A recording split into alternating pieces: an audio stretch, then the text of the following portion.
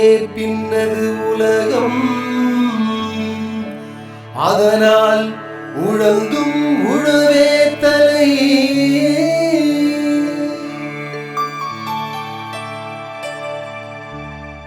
வணக்கம்.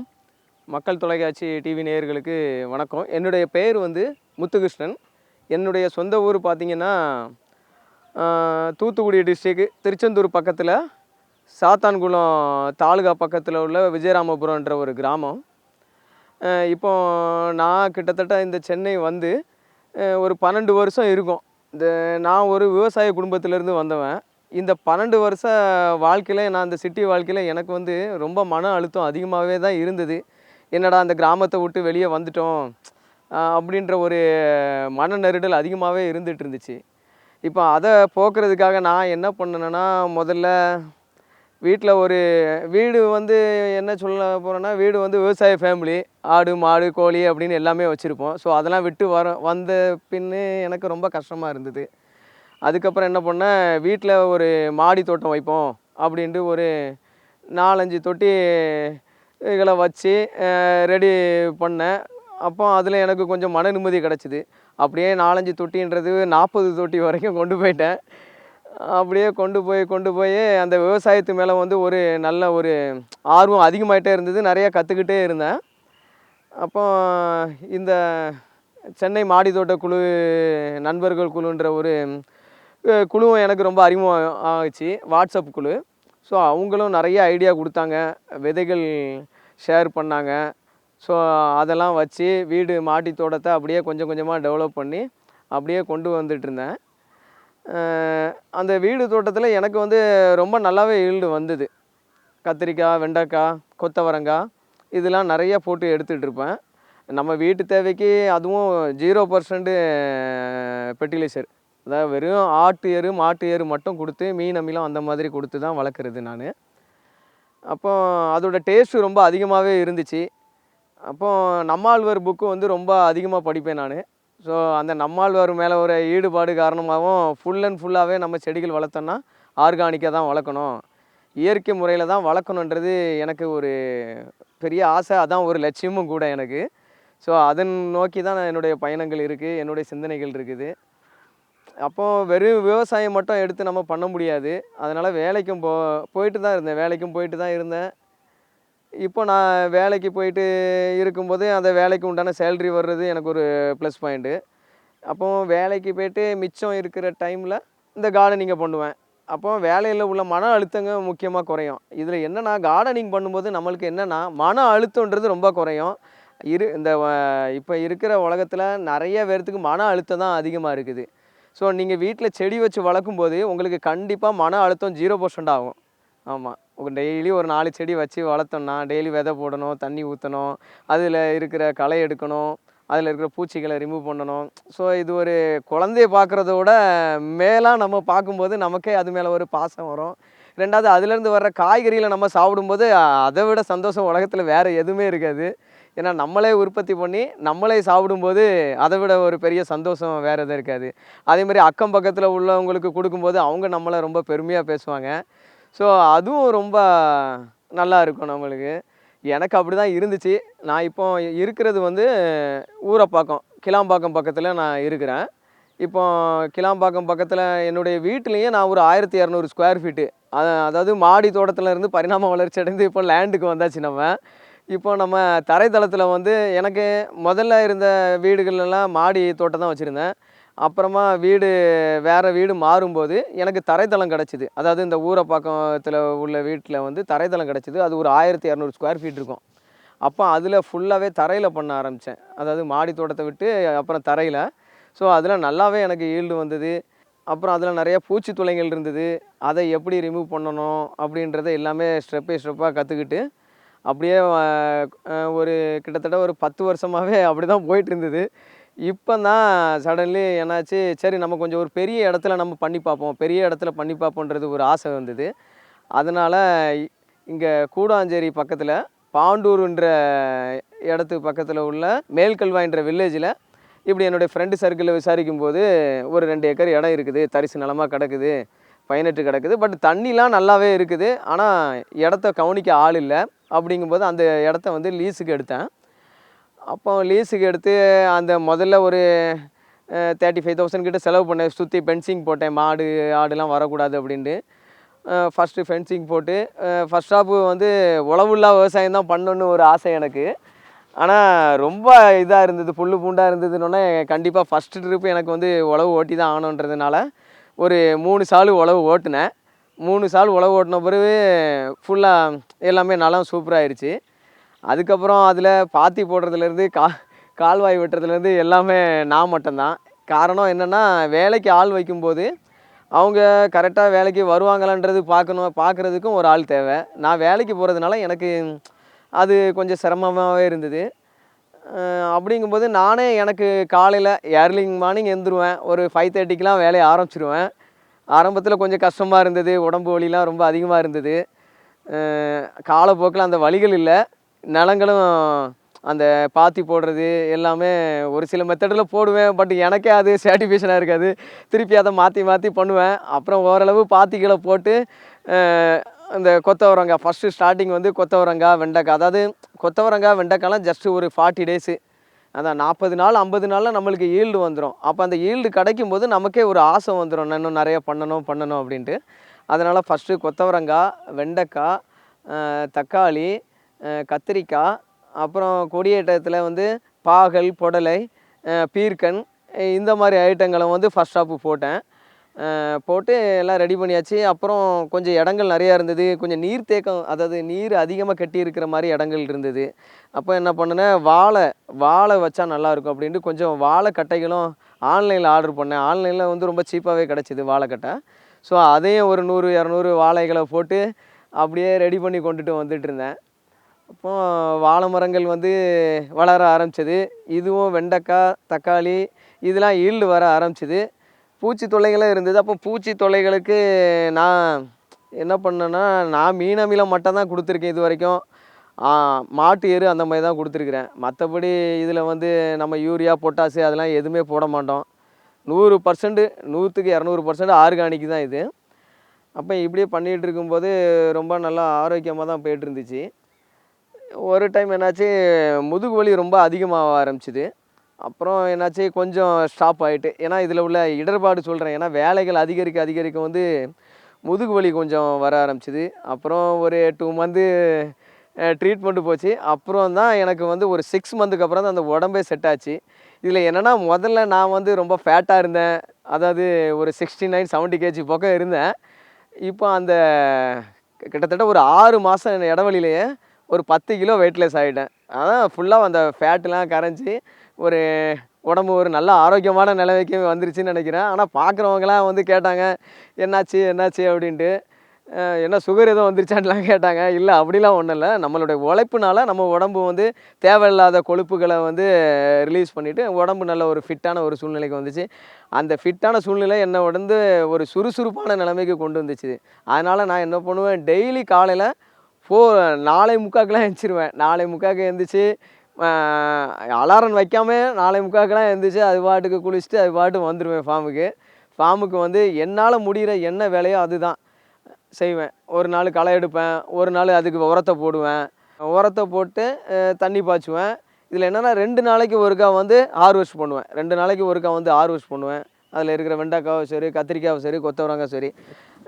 எனக்கு வீட்டு தேவைக்கு போக, முக்கியமாக வீட்டு தேவைக்காக தான் எடுத்தது இந்த ஃபார்மு. அப்போது நான் வந்து வீட்டு தேவைக்கு போக மீதி என்ன பண்ணுறது, அக்கம் பக்கத்தில் வந்து கொடுத்தேன்னா இந்த ஃபார்முக்கு செலவு பண்ணுற, முதல்ல கொடுத்துட்டு தான் இருந்தேன். அப்புறம் இந்த ஃபார்முக்கு செலவு பண்ணுற காசை நம்ம எப்படி எடுக்கிறது அப்படின்ற ஒரு பெரிய யோசனை வந்தது.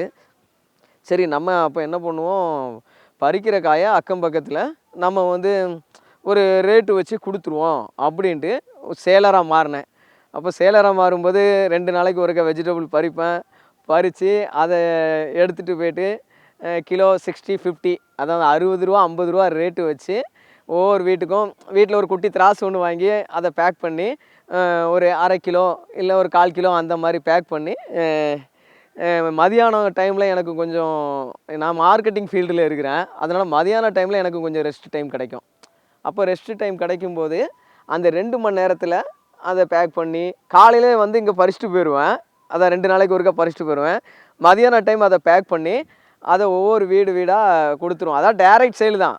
மனுஷ உடம்புக்கு ஆரோக்கியமான காய்கறிகள் தான் முக்கியம். ஆரோக்கியமான உணவு மனித உடம்புக்கு வந்து ரொம்ப அவசியம்.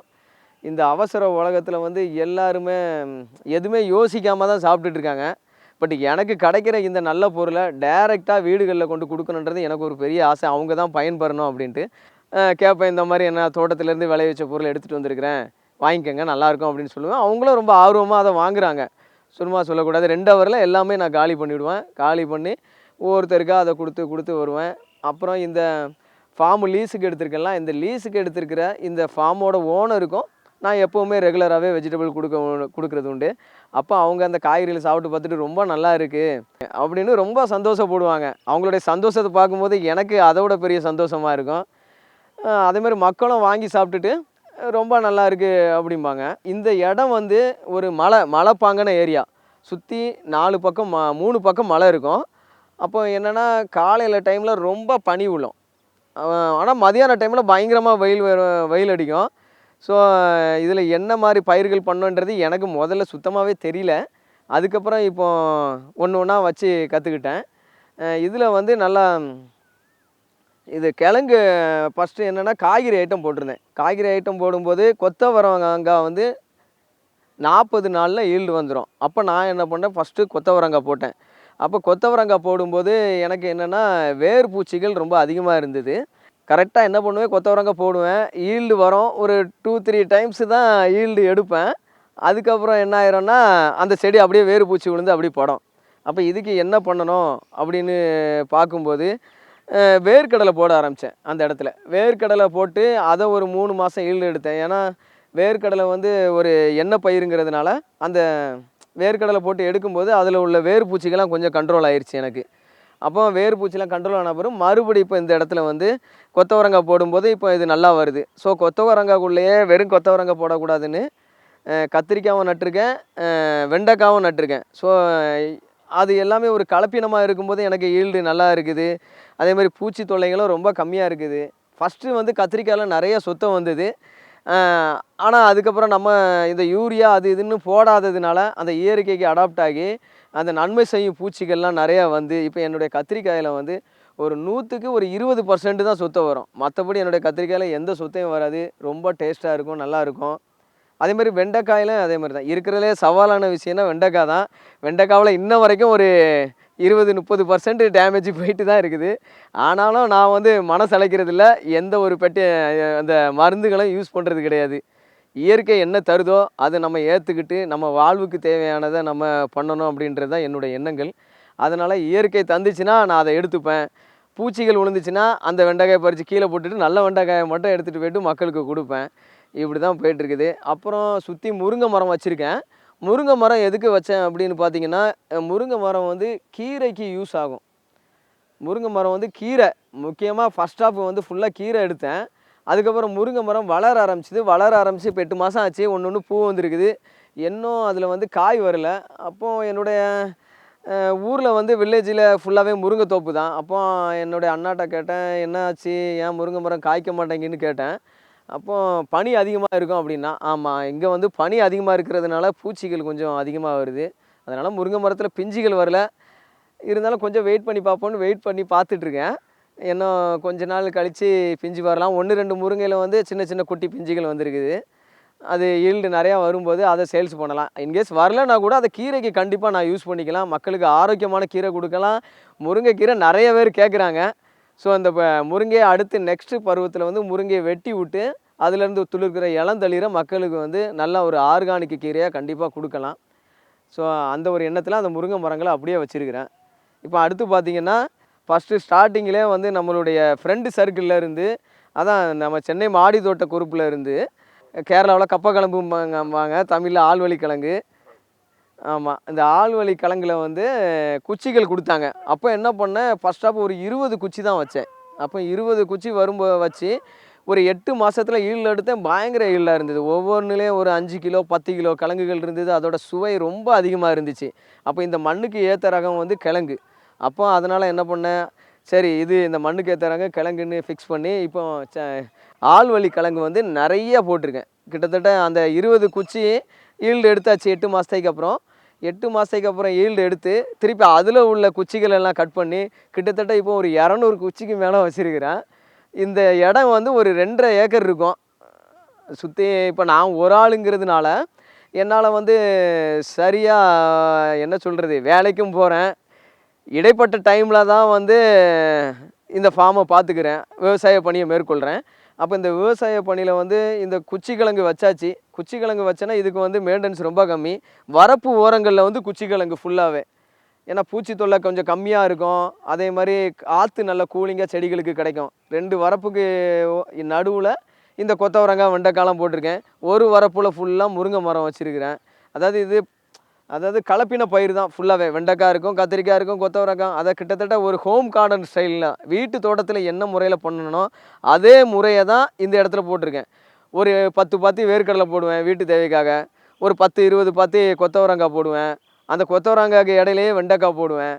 நான் ஒரு பக்கெட்டை எடுத்துகிட்டு வந்தால் சும்மா போக மாட்டேன். எப்படினாலும் ஒரு 5 கிலோ 10 கிலோ காய்களை அப்படி பறித்து வீட்டுக்கு எடுத்துகிட்டு போகிற மாதிரி தான் இருக்கும். 2 நாளைக்கு ஒருக்கா ஒரு 10 கிலோ காய்கறியாவது, அதுவும் ரெகுலராக கிடைக்கணும் அப்படின்றது தான் என்னோடய கான்செப்ட்டு. ஏன்னா காயின்னு வெளியே வாங்கக்கூடாது அப்படின்ற ஒரு எண்ணம். முதல்ல தக்காளி சீசனுக்கு தக்காளி நல்லா கிடச்சிது. இயற்கை உரம் போட்டு நம்ம வளர்க்குறதுனால அந்த ஜனவரி டிசம்பர் மாதம் தக்காளி நட்டுறது, அந்த குளிர்காலத்தில் உள்ள தக்காளி நட்டு வளர்க்குறது வந்து ரொம்ப நல்லாவே வருது. அப்புறம் அது ஒரு 3-4 மாதம் போயிடுச்சுன்னா ஆடி மாதம் நெருக்கத்தில் தக்காளி நடும்போது கொஞ்சம் கஷ்டம்தான். ஏன்னா ஃபர்ஸ்ட் ஸ்டாப் நான் தக்காளி நடும்போது சுத்தமாகவே வரல. ஆடி மாதம் தக்காளி நட்டது அடுத்து ஜனவரி பிப்ரவரியில் தான் எனக்கு காயே வந்தது. அது வரைக்கும் அது அதனோட ஹீட்டு தன்மையினால் அது வந்து வளராமே இருந்தது. அப்போ நான் முடிவு பண்ணேன், இனிமேல் தக்காளி போட்டோன்னா ஜனவரி பிப்ரவரியில் தான் போடணும் அப்படின்ட்டு. அந்த ஜனவரி பிப்ரவரி வரை தக்காளி போட்டேன். தக்காளி அறுவடை முடிஞ்சிருச்சு. வீட்டுக்கு எடுத்துகிட்டு போயிருந்தேன். ஆனால் வீட்லேயும் அந்த புளிப்பு சுவை அதிகமாக இருக்கிறனால வீட்லேயும் அவ்வளோ விரும்ப மாட்டேங்கிறேன். ஆனால் மக்கள் கொஞ்சம் மாறணும். அந்த புளிப்பு சுவை இருக்கிற அந்த நாட்டு தக்காளியை தான் விரும்பி சாப்பிடணும். மக்கள் இந்த புளிப்பு சுவை கம்மியாக இருக்கிற அந்த ஹைப்ரிட் தக்காளி சாப்பிட்டு பாவம் அவங்க அப்படி மாறிட்டாங்க. ஆனால் ஒரு சில பேர் விருப்பம் கொள்கிறாங்க. அதனால் அடுத்த ஜனவரி பிப்ரவரியில் இந்த இடங்களில் உள்ள இடத்துல மறுபடியும் தக்காளி போடுவேன். இப்போ இந்த குச்சி கிழங்கு வந்து 200 குச்சி வச்சுருக்கிறேன். இதில் கண்டிப்பாக அடுத்து இந்த மழை காலத்துக்கான நம்ம ஒரு ஸ்நாக்ஸு கிடச்சிரும் நம்மளுக்கு. கிழங்கு கண்டிப்பாக அறுவடை கிடைக்கும். நான் அறுவடை என்னுடைய வீட்டு தேவைக்கு போக மீதி கண்டிப்பாக மக்கள் அனைவருக்கும் கொடுக்குற அளவுக்கு கண்டிப்பாக இதில் ஈல்டு வரும். அப்புறம் என்ன பார்த்தீங்கன்னா, வேர்க்கடலை போட்டிருக்கோம். வேர்க்கடலை இப்போ ஒரு 10-20 பாத்தி போட்டிருக்கோம். ஃபஸ்ட்டு ஸ்டார்டிங்கில் வேர்க்கடலை போட்டிருந்தேன். அப்போ வேர்க்கடலை போட்டேன்னா என்னுடைய மனைவிக்கு வந்து வேர்க்கடலை வந்து ரொம்ப பிடிக்கும். ஸோ அவங்களுடைய ஆசைக்காக கண்டிப்பாக நம்ம வேர்க்கடலை போடணுன்னு ஃபஸ்ட்டு ஒரு 4-5 பாத்தி தான் போட்டேன். அப்போ 4-5 பாத்திலையும் வேர்க்கடலை வந்து ஒரு 3 மாதம் பயிர் தான் வேர்க்கடலை. அப்போ அந்த 90 நாள் கழித்து அறுவடை பண்ணும்போது அருமையாக இருந்துச்சு. நிறைய ஈல்டு வந்தது. அந்த வேர்க்கடலை விதை வந்து எப்படி வந்துச்சுன்னா, எங்கள் மாமியார் வந்து ஊரில் வேர்க்கடலை போடுவாங்க. ஸோ அவங்க எனக்கு வந்து அந்த வானம் பார்த்த பூமியில் போடும்போது அந்த வேர்க்கடலையை வந்து கொடுத்து விட்டாங்க. ஸோ அதில் உள்ள ஒரு 1/4 கிலோ போல் வேர்க்கடலையை எடுத்து உடச்சி அதில் 1/4 கிலோ பருப்பு இருக்கும். அதை ஒரு 10 பாத்தியில் போட்டேன். இல்லை 4-5 பாத்தியில் தான் முதல்ல போட்டிருந்தது. அப்போ அதில் நல்ல ஈல்டு வந்தது. என்னுடைய மனைவி தான் வந்து அதை பிடுங்கி அதை அறுவடை பண்ணுறது என் மனைவி தான். ஏன்னா அவங்க அந்த ஊர்லலாம் செஞ்சுருக்காங்க. ஸோ அதை அறுவடை பண்ணும்போது அவங்களுக்கு ரொம்ப சந்தோஷம். வீட்டில் சாப்பிட்டோம், ரொம்ப நல்லா இருந்துச்சு. அதுக்கப்புறம் அதில் உள்ள விதையை எடுத்து செகண்ட் பேஜ் போட்டேன். செகண்ட் பேஜ் போடும்போது கூட ஒரு 5 பாத்தி போட்டு 10 பாத்தி. அந்த செகண்ட் பேஜ்லேயும் நல்லா ஈல்டு. இப்போ ஒரு 20 பாத்திக்கிட்ட போட்டிருக்கிறேன். 20 பாத்தி போட்டிருக்கும்போது கொஞ்சம் மக்களுக்கும் கொடுக்கலாம். நம்ம வீட்டு தேவைக்கு போல ஆசைக்காக மக்களுக்கும் கொடுக்கலான்ற ஒரு எண்ணத்தில் கொஞ்சம் அதிகப்படுத்தியிருக்கேன். இனிமே என்ன பண்ணணும், அடுத்த டிசம்பர் மாதத்தில் ஃபுல்லாகவே வேர்க்கடலை, ஃபுல் அண்ட் ஃபுல் வேர்க்கடலை ஒரு 3 மாத பயிர் போடணுன்ற ஒரு எண்ணம் இருக்குது. ஏன்னா அந்த வேர்க்கடலை வந்து 3 மாதத்தில் அழிஞ்சிரும். அந்த நைட்ரஜன் சத்து நல்ல மண்ணுக்கு கிடைக்கும் அப்படின்றாங்க. ஸோ ஃபுல்லாகவே வேர்க்கடலை போட்டு அந்த ஈல்டை எடுத்துகிட்டு அதுக்கப்புறமா அந்த 3 மாதத்துக்கு அப்புறமா ஃபுல்லாக வெஜிடபிள் போடணுன்ற எண்ணம். எனக்கு நிறைய ஈல்டு வந்ததுன்னு பார்த்தீங்கன்னா, பீர்க்கங்காய் வந்து நல்லா ஈல்டு வந்துச்சு கொடி ஐட்டத்தில். புடலங்காய் விதைகளை பொறுத்து தான். சில டைமு இப்போ 2 மாதத்துக்கு முன்னாடி போட்ட புடலங்காய் சுத்தமாகவே ஈல்டு வரல, விதை சரியில்லைன்ட்டாங்க. அப்புறம் பார்த்தோன்னா 1-2 தான் காய்ச்சிது. ஆனால் அதுக்கு முன்னாடி போட்ட புடலங்காய் நல்லா காய்ச்சிது. ஊரில் இருந்து விதை வாங்கி கொண்டு வந்து அண்ணா விவசாயி தானே, அவங்க விதை வாங்கி கொடுத்தாங்க. அப்போ அதை போட்டு வரும்போது புடலங்காய் நிறைய ஈல்டு வந்தது. அந்த புடலங்காய் சுவையும் சரி மனமும் சரி நம்ம இயற்கையாக மருந்து இல்லாமல் நம்ம பண்ணும்போது அது என்ன சொல்கிறது, அதோடைய சுவை வந்து அப்படியே நம்மளை மெய் மறக்க செய்யும். அமிர்தம் மாதிரி இருக்கும். இது வந்து என்னுடைய இதில் கஸ்டமர் சொன்னது. இன்ன வரைக்கும் கேட்குறாங்க, புடலங்காய் இருந்தால் எடுத்துகிட்டு வாங்க, புடலங்காய் இருந்தால் எடுத்துகிட்டு வாங்கன்னு இன்ன வரைக்கும் கேட்டுட்ருக்காங்க. இப்போ போட்டிருக்கிறேன் ஒரு 40, 50 குழி புடலங்காய் போட்டிருக்கிறேன். பீர்க்கங்காய் ஒரு 20, 30 குழி போட்டிருக்கிறேன். அந்த இதுக்கு நடுவில் சுரைக்காயும் போட்டிருக்கிறேன். இந்த தண்ணி காய போடுற சுரைக்காய் இன்னொரு 40 நாள் கழித்து எல்லாமே அறுவடைக்கு தயாராகும். அப்புறம் என்னென்னு பார்த்தீங்கன்னா, வரப்பு ஓரமாக என்ன ஒரு சில ஐட்டம் போட்டிருந்தேன். அதாவது சோளம் போட்டிருந்தேன். புதுசாக ஒரு இடம் ரெடி பண்ணினேன். புதுசாக பண்ண இடத்துல வந்து சோளம் போட்டேன். சோளம் நம்ம ஃப்ரெண்டு தான் ஒருத்தன் விதை வாங்கி கொடுத்தான். அப்போ சோளம் போட்டேன்னா சோளம் நல்ல ஈல்டு வந்தது. அதையும் மக்கள்களுக்கும் கொடுத்தேன். நானும் வீட்டில் அவிச்சு சாப்பிட்டேன். அப்புறம் நாட்டு ரக சோளம் கலர் கலராக இருக்கும். அந்த பல கலவையில் இருக்கும் கலரு. அதுவும் போட்டிருந்தேன், நல்ல ஈல்டு. இதில் என்னென்னா சோளம் மக்காச்சோளம் போட்டதில் பாதி நாங்கள் சாப்பிட்டோம், பாதி குருவிகள் வந்து சாப்பிட்டுச்சு. அதுக்கும் ஒரு சந்தோஷம். ஆனால் அந்த டைமில் அந்த மழை காலத்தை ஒட்டி குருவிகளுக்கு வெளியே உணவு கிடைக்கலங்கிறனால என்னுடைய தோட்டத்தில் வந்தது நிறைய சாப்பிட்டுச்சு. இப்போ குருவிகள் வந்து வரத்து கம்மியாயிருச்சு, ஏன்னா சோளம் இல்லை. இப்போ மறுபடியும் என்ன போட்டிருக்கிறேன், கொஞ்சம் கொஞ்சம் குருவிகள் வரும்னு நினைக்கிறேன். குருவி பாதி நம்ம பாதி, பூச்சி பாதி நம்ம பாதி. இதுதான் இயற்கைன்றது. மனிதன் வந்து மண்ணை கெடுக்காமல் உண்ணும் உணவு தான் மனிதனுக்கு வந்து அமிர்தமாகும். மண்ணை கெடுத்து, அதாவது ரசாயன உரம் போட்டு பூச்சிக்கொல்லி மருந்து அடித்து அதை உண்ணும்போது கண்டிப்பாக மனிதனுக்கு வந்து அதனால் எந்த ஒரு பிரயோஜனமும் கிடையாது. உண்ணும் உணவு வந்து பசியை போக்குமே தவிர உடம்புகளை வந்து நல்லா பேணாதுன்றது தான் என்னுடைய கான்செப்ட்டு. பேட்டியை பார்க்குறவங்க இது பிரகாரம் செய்யுங்க. களச்செடியை வந்து வளர விட்றாதீங்க. நம்ம செடி வளரலாம், வைக்கிற செடி. ஆனால் கூட இருக்கிற களச்செடியை நம்ம வளர விடக்கூடாது. அதுக்கு நம்ம 10 நாளைக்கு ஒருக்கா கண்டிப்பாக சுத்தம் பண்ணியே ஆகணும். மேட்டாப்பில் சுத்தம் பண்ண நம்ம வைக்கிற செடிகள் வளர்ந்துடும். அதுக்கப்புறம் களத்தொல்லை இருக்காது. களத்தொல்லை இல்லைன்னா நம்ம களக்கொல்லியும் அடிக்க வேண்டியதில்லை, விஷத்தையும் மரத்தில் போட வேண்டியதில்லை. நம்மளும் நல்ல ஆரோக்கியமான சாப்பாடை சாப்பிடலாம். காய்கறி ஐட்டங்கள்லாம் போட்டு ஓரளவு கற்றுக்கிட்டேன். அடுத்து வந்து நெல் பயிர் தான் நான் ஸ்டார்ட் பண்ணணும். ஸோ அதுக்கு உண்டான ஒரு ஐடியாலஜி இருக்குது. அது அடுத்த வருஷத்தில் அதை வந்து நடைமுறைப்படுத்தணும்.